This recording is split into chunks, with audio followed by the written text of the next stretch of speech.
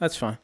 All right, so I'm gonna be doing House of the Dragon. It had its premiere episode just this past Sunday, and I was kind of wondering how many people were still interested in the Game of Thrones universe, Game of Thrones world, going back to Westeros, given how bad the final couple seasons were of Game of Thrones. They were very much maligned. We talked about it at the beginning of the show. It's considered like Game of Thrones is considered like having one of the worst finales ever. So yeah, I was kind of wondering how many people would be that invested in going back, and apparently a lot. I mean, the premiere episode had 10 million people watching it. It's one of HBO's biggest premieres ever. I think, if not the biggest premiere ever. For them, coming in with 10 million viewers. So House of the Dragon is based on a prequel series of books called The Dance of the Dragons. They let you know, like at the beginning of the show, very early on, during the intro of it, where they say this is over 100 years in the past, so way before we even get any of the events going on in Game of Thrones, which was the Song of Ice and Fire. And if I get some of the names wrong and some of the timeline wrong, please comment below, let me know, just in case, because I am going to be doing a wrap up of this. I don't think I'm going to be doing episode by episode review of it, but I am going to be doing a season 1 wrap of it. I'm just giving my first impression and general thoughts of this first episode. So if you have any issues of I say something wrong or anything like that, please let me know in the comments below. So yeah, this is based on the Dance of the Dragons, and it's all about, which is basically telling a civil war between the Targaryen family, and kind of what kind of breaks out there. In this show, you have a lead called Rhaenyra Targaryen. You also have Viserys. Rhaenyra Targaryen, who's played by Millie Alcock. You have Daemon Targaryen, who's played by Matt Smith. You also have Viserys. Let me see if I can pull up that actor's name. He's kind of a well-known name. Who's played by Paddy Considine, who plays Viserys, who's the king currently. He's Viserys Targaryen, who is the king currently of Westeros. And when you watch this episode, it generally has a lot of Game of Thrones things kind of going on, of a lot of violence, a lot of sex. There was also a very controversial thing that happened in this episode 1, that a lot of people were talking about, that I'll get to in a little bit. Yeah, when you watch it, go like, yep, this is kind of what I remember from Game of Thrones. You'll see some whorehouses. There's a scene with like a whorehouse with Matt Smith.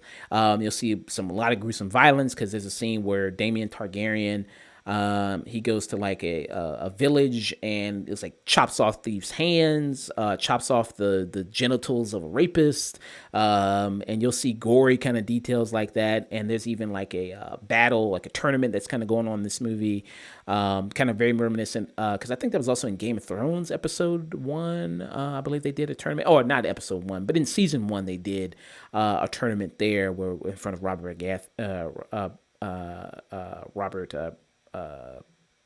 God, what's his name? I'm trying to remember. It starts with a B. Baratheon. Yeah, Robert Baratheon. Yeah, and he kind of did a tournament there with them.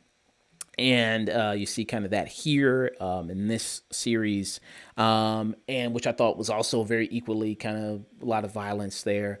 I think this does what generally you want a pilot to do, where it introduces these characters, sets characters up with good motivation, to see where they go in the future. So I think it kind of establishes that very nicely. You see with Daemon Targaryen's character that, he's the brother of the King Viserys. So it's kind of a little bit of, kind of like, hey, I should kind of be next in line, because Viserys so far he's only had a daughter, who's played by the Millie Alcock character, Rhaenyra. So it's like, well, I'm kind of the next in line, if you know what I mean, to succeed him if he doesn't have a son. And you see kind of like one of the big things kind of here on this, a lot of people were remarking on, was the birth scene in this, where Viserys's wife, she's pregnant, and he's hoping that it's a boy, and he just has a great feeling that it is. And then the Grand Maester, tells them like, yeah, I mean, the best option we can do is kind of maybe, I mean, we can save the baby, but we probably can't save her. So we could rip the baby out, and you see them kind of like holding her down and cutting her open and grabbing the baby like inside from the stomach. It's a really gory scene, and it's kind of contrasting with the tournament that you see here, kind of going on, which I thought was very nice. So I understand a lot of people like some people like have talked about like that scene and how kind of gory it is. It's not for some people, and I understand that. But people seem to forget also that that was like people in this kind of this discourse I guess going on about it. About some people think it was too gory and just too much, and some people's like, oh, but whatever. This is this is what really happened, and this is real life and everything. But yeah, I mean, people forget that this was a lot of the discourse going on when Game of Thrones was out.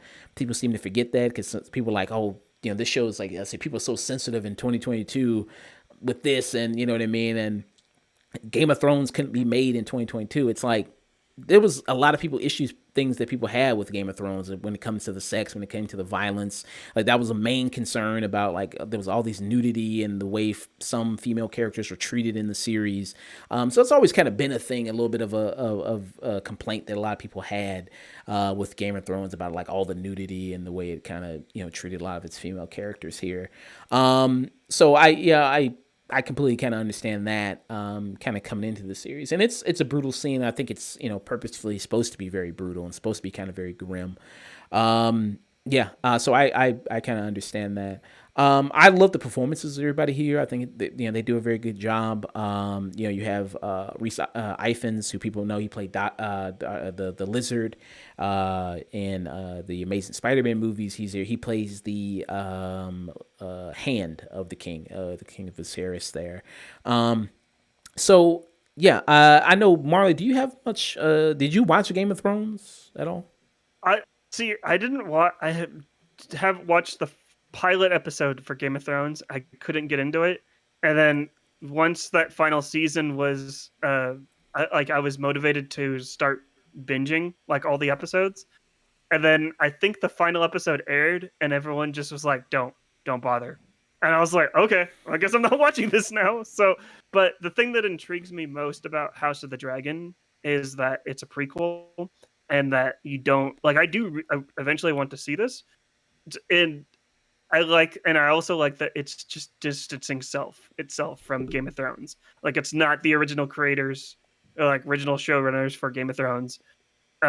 It's like its own thing, and like I know Game of Thrones is on like the poster, it looks like, but it's kind of like really small, and people are calling it House of the Dragons. It's like Game of Thrones isn't trending on Twitter. It's House of the Dragon. I Right. think that is kind of very clever and very interesting marketing techniques for the show. It's Uh, because and also like it's also very funny to me too. Like this is also like the most watched show on HBO Max, and like I think what was it like?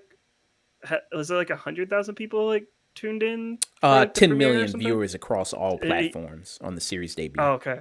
Yeah. So that's also something funny too. Is like all these people that like when HBO Max and Warner Brothers started canceling everything, and they're like, "Oh, I'm canceling HBO Max. I'm not. I, I'm not dealing with them anymore." Mm-hmm. But you're still watching Game of Thrones. And I'm like, it's Yeah. like all the people are upset with Netflix for canceling like TV shows and movies. It's like, but Stranger Things is also super popular, and I'm just like, Yeah. I guess you're not canceling just yet, right? And Yeah. so it's Maybe people just coming back yeah, just to watch certain things and then deleting afterwards. Maybe. I mean, at least right. sometimes that's what I do.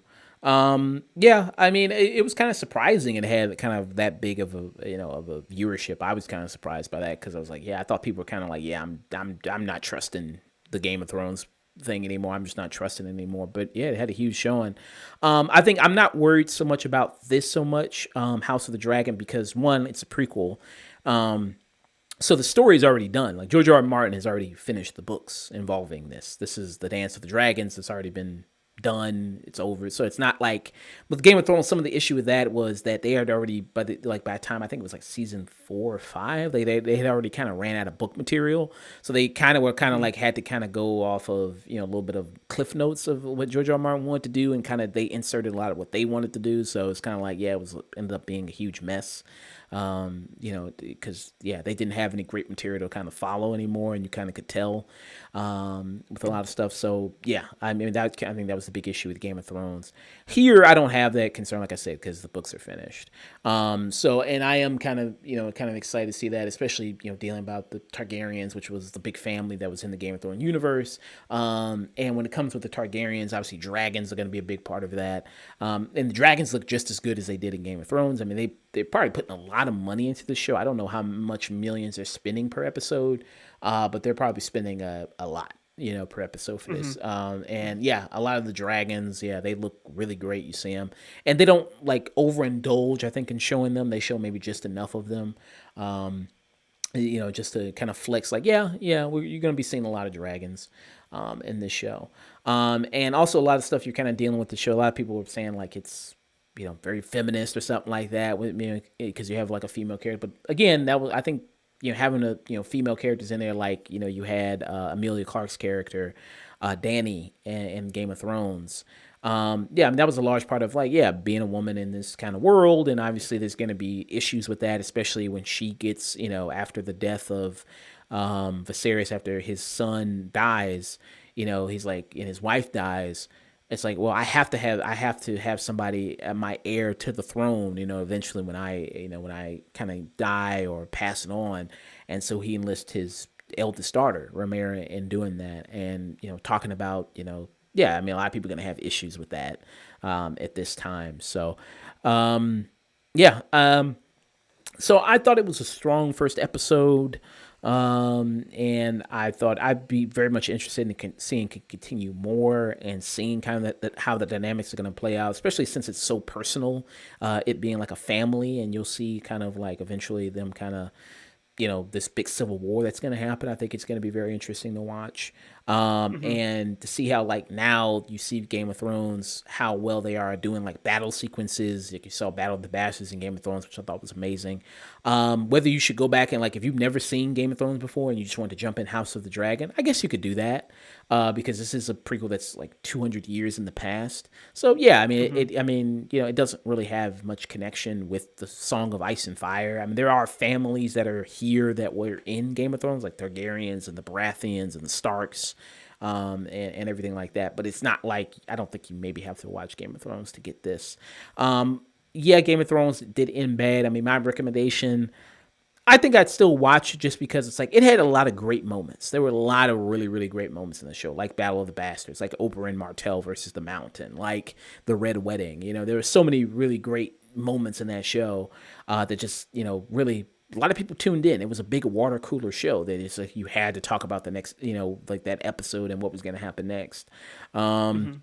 So whether this show can do the same thing, maybe. I think it's got good potential. I like a lot of the characters. Matt Smith, I think, is the big standout for me and for a lot of other people with his Daemon Targaryen. I mean, Matt Smith in general is just a great actor in everything he's in. Even in that shitty Morbius movie, he was good. It's Morbin time. Yeah. It's Morbin time. Did you see that video where somebody told him that and he reacted to it? Did you see that?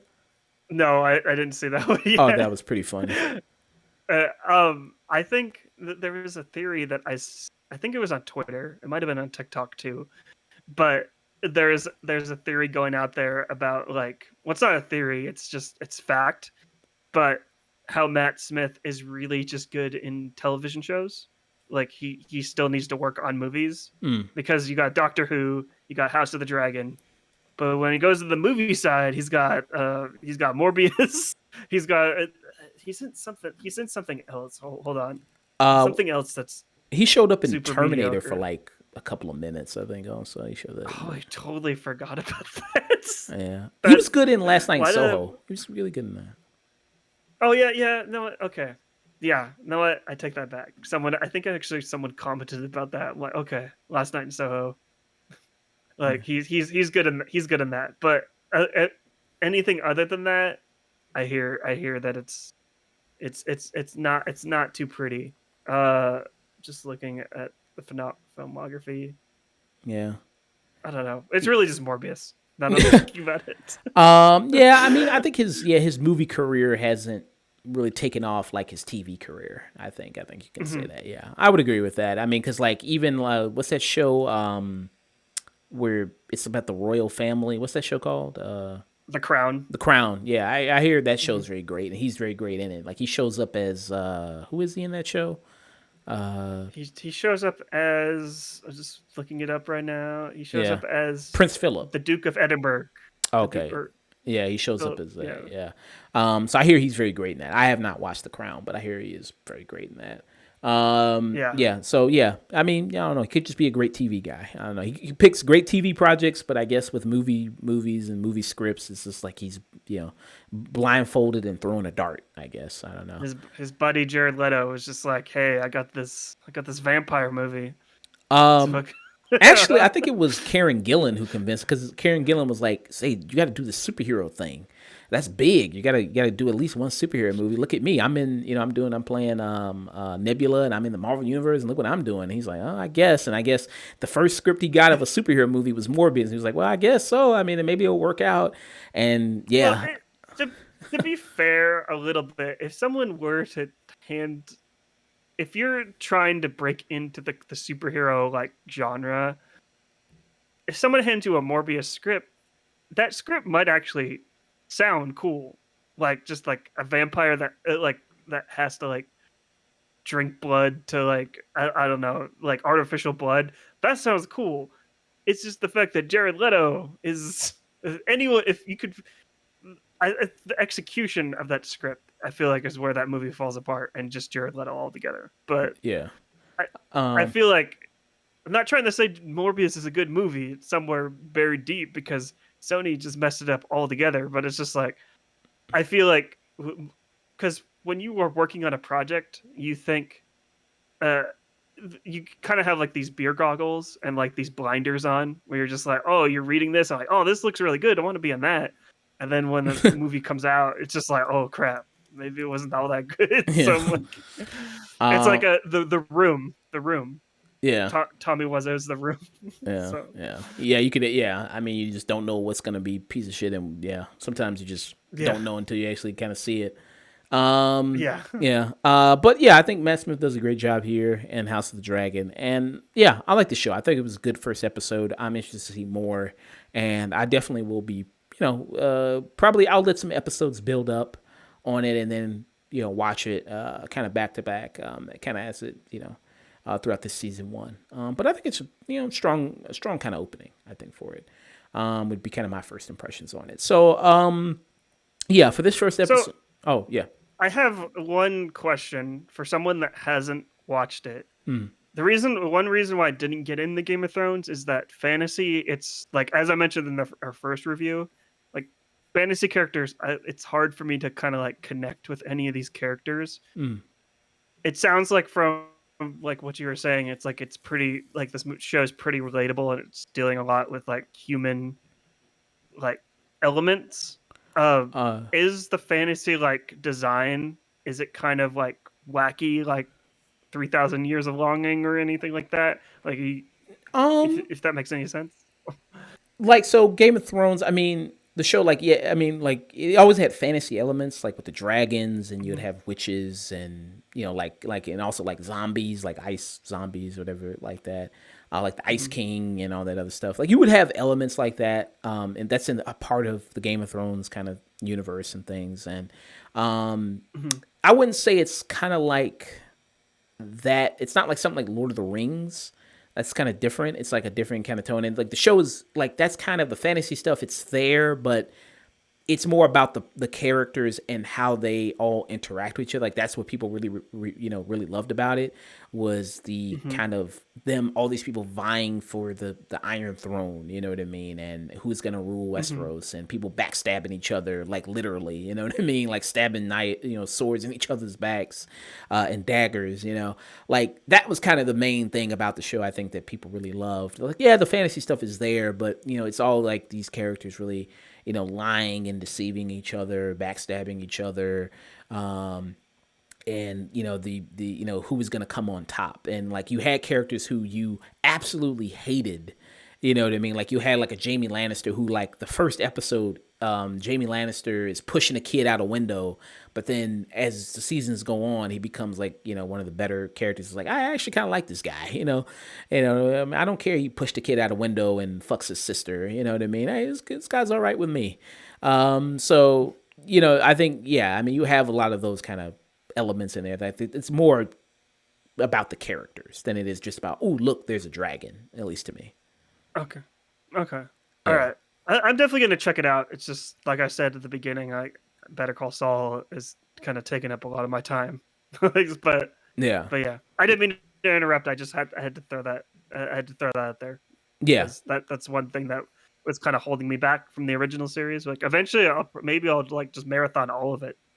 I'll just do House of the Dragon, then Game of Thrones. So it's just like Yeah, watch that first, maybe House of the Dragon, and lead into Game of Thrones. I mean, Game of Thrones has 8 seasons, so that's a big task because it's got like eight seasons. yeah, But yeah, right. so I give it a tune in for House of the Dragon. I give it a tune in, and I think you're gonna have a lot of those characters here that maybe you'll hate them at first, and then maybe grow to love them. I think Daemon Targaryen is a good candidate for that, like Matt Smith's character, like somebody that maybe will do some heinous shit. But then, like, because George R. R. Martin describes the character as very much a rogue, very much like a bad boy, typical, archetype of a bad boy type character. So maybe that'll be that character for a lot of people. You know what I mean? That roguish type character that you hate at first, but then maybe you'll end up really kind of loving them.